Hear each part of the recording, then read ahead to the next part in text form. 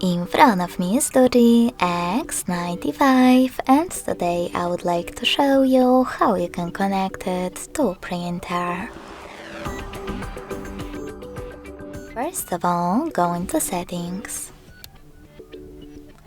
In them, you need to choose Connected Devices. Click on Connection Preferences and select Printing. Now tap on the Footprint service and wait. Your device is now looking for a printer. When it finds one, it will connect to it. If you wish to use different print service, you need to disable this one by tapping on this switcher at the top. Then click on the back button and tap on Add Service.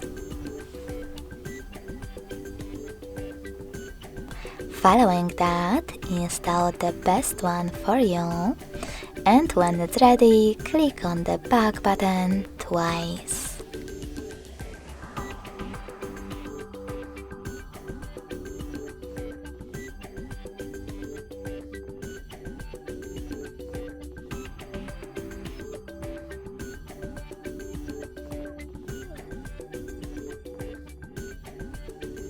Lastly, just click on your new service and wait again.